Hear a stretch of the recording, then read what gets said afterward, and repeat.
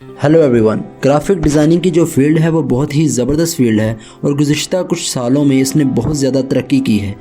आज अगर आप अपने आप को किसी के सामने as a graphic designer represent करते हैं तो आप अपने आप पे फ़ख्र महसूस करते हैं और सामने वाला भी आपको इज़्ज़त की निगाह से देखता है। ग्राफिक डिज़ाइनिंग की फील्ड कुछ इस तरह की है कि इसके ज़रिए आप अपने जहन में जो कुछ भी छुपा है उसको रिप्रेजेंट कर सकते हैं या फिर वाज़ेह तौर पर बयान कर सकते हैं, कुछ पोस्टर की शक्ल में, कुछ लिखाई की शक्ल में, कुछ डिफरेंट काइंड की शेप की शक्ल में, कुछ पोर्ट्रेट्स की शक्ल में। तो आज की वीडियो में मैं कुछ आपको ग्राफिक डिज़ाइनिंग से रिलेटेड टिप्स एंड ट्रिक्स दूंगा और आपको बताऊंगा कि किस तरीके से आप डिज़ाइन बनाने से पहले आइडियाज़ जनरेट कर सकते हैं और कोई भी डिज़ाइन बनाने से पहले आप कहां से आइडियाज़ को ले सकते हैं। और डिज़ाइन बनाने से पहले ही आपको पोस्टर की पूरी शेप आपके माइंड में होनी चाहिए और आपको पता होना चाहिए कि मैं क्या चीज़ बनाने जा रहा हूं। सो चलिए वीडियो की तरफ चलते हैं और जानते हैं ये तमाम चीज़ें।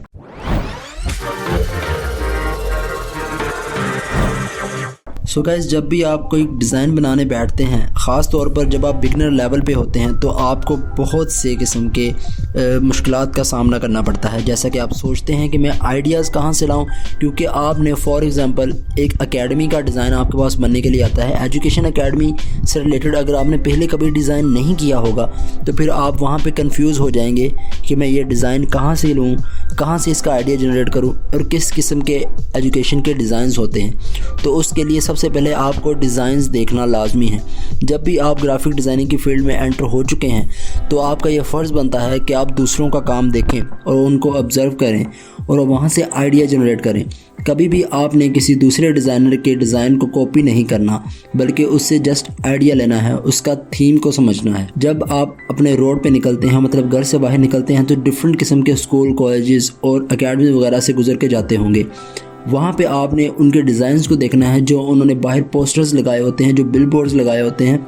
वहाँ से आपको बहुत सारा आइडिया मिल जाएगा अगर आप एक एजुकेशन पोस्टर को डिज़ाइन कर रहे हैं। उसी तरह से अगर आप किसी और चीज़ से related, for example gym poster design कर रहे हैं, तो आपने जिम के जितने भी पोस्टर्स हैं उनको नज़र देखनी है कि वहाँ पे आपको पता चल जाता है कि किस किस्म के जिम में पोस्टर जो हैं वो चलते हैं।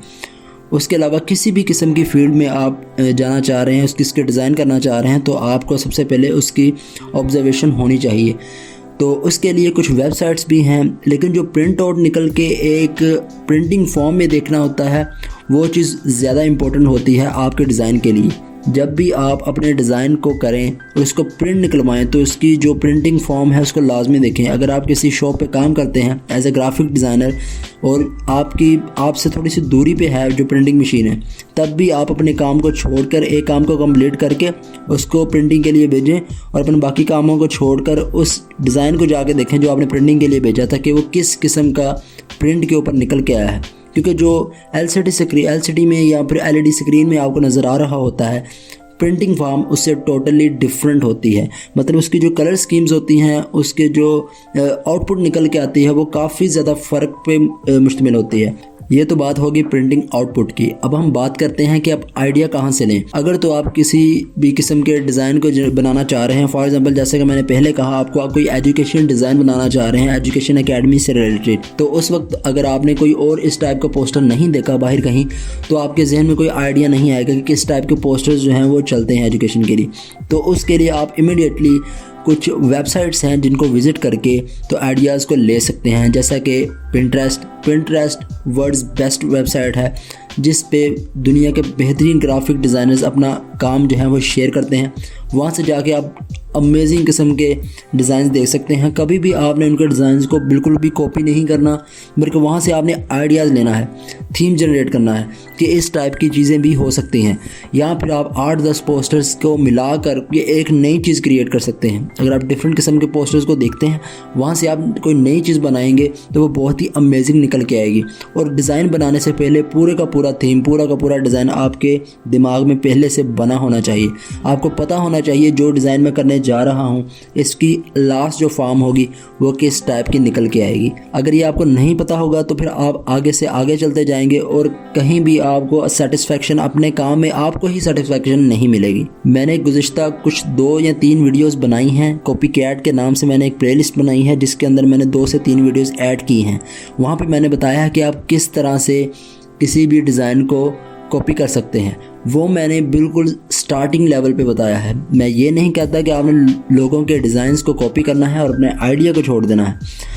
बिल्कुल अगर आप स्टार्टिंग लेवल पे हैं तो आपको कॉपी करना पड़ता है, अपने से सीनियर को आपको कॉपी करना पड़ता है। जब आप उनको कॉपी करेंगे तो आपको पता चलेगा कि ये चीज़ें किस तरह से बनती हैं, लेकिन कभी भी आपने उसको एज अ प्रोफेशनल यूज़ नहीं करना। जस्ट उसको प्रैक्टिस पे रखें कि उसको प्रैक्टिस करना है आपने कि कौन सी चीज़ किस तरह से तैयार होती है।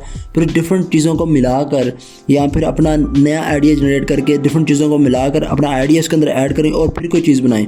फिर आप देखेंगे कि उसकी आउटपुट कितनी ज़बरदस्त आती है। इनके अलावा अगर आप एक ग्राफिक डिज़ाइनर हैं तो मैं आपको और भी बहुत सी वेबसाइट्स बता देता हूं जिनसे आप आइडियाज़ भी ले सकते हैं और PSD, AI, CDR फाइल्स वगैरह भी डाउनलोड कर सकते हैं और उनके अपने डिज़ाइन में यूज़ कर सकते हैं अपने डिज़ाइन के मुताबिक यहाँ पर प्रैक्टिस के लिए।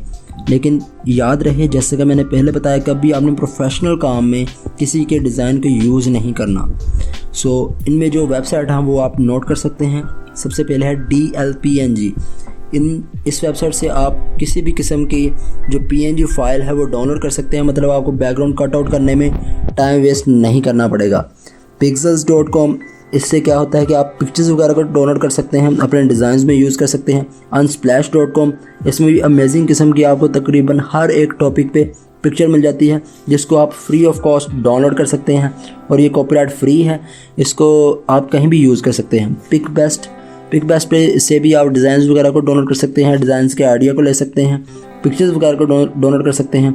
फ्री पिक है एक वेबसाइट, वहाँ से भी आप बहुत से पोस्टर्स वगैरह, डिज़ाइंस वगैरह को डाउनलोड कर सकते हैं, अपने मोको वगैरह को भी डाउनलोड कर सकते हैं और अपनी फ़ोटोज़ वगैरह को भी जो आप अपने डिज़ाइन में यूज़ करना चाहें डाउनलोड कर सकते हैं। एक और बहुत ज़बरदस्त वेबसाइट है जो कि अभी रिसेंटली ही लॉन्च हुई है, मतलब इतनी ज़्यादा पुरानी नहीं है, स्किल शेयर के नाम से। उसके ऊपर बहुत ज़्यादा कंटेंट पड़ा हुआ है, लेकिन ये आपको पेड है, ये आपको पे करना पड़ेगा इसके लिए मोस्टली। उसके अलावा अगर आप कोई मोको वगैरह यूज़ करना चाह रहे हैं अपने डिज़ाइन के प्रेजेंटेशन के लिए तो मैजिक मोकअप के नाम से एक वेबसाइट है, वहाँ पे आप विज़िट करें। वहाँ पे आपको बहुत ज़बरदस्त से मोकअप फ्री में मिल जाएंगे। उसके बाद Vecteezy.com पे आपको बहुत ज़बरदस्त से वेक्टर मिल जाते हैं जिनको आप अपने डिज़ाइंस में फ्री में यूज़ कर सकते हैं। उसके बाद जो fontspace.com, fontteller.com, abstractfont.com, dafont.com और fontawesome.com, ये वेबसाइट हैं जिनसे आप फ्री में फ़ॉन्ट्स को डाउनलोड कर सकते हैं अपने डिज़ाइन में यूज़ करने के लिए। याद रहे, जब भी आपने किसी डिज़ाइन को करना है तो आपने फ्रेश फ़ॉन्ट वहाँ पे यूज़ करने हैं। जो ओल्ड फ़ॉन्ट्स हैं, ओल्ड स्टाइल फ़ॉन्ट को छोड़ दें और नए फ़ॉन्ट यूज़ करना शुरू करें, तब भी आपके काम में बेहतरी आएगी। उम्मीद है ये वीडियो काफ़ी इन्फॉर्मेटिव रही होगी आपके लिए। अगर इन्फॉर्मेटिव रही है तो इस चैनल को सब्सक्राइब करें ताकि आइंदा भी इस किस्म की अच्छी वीडियोज़ आप तक पहुँच सकें। मिलते हैं नई वीडियो में। अल्लाह हाफिज़।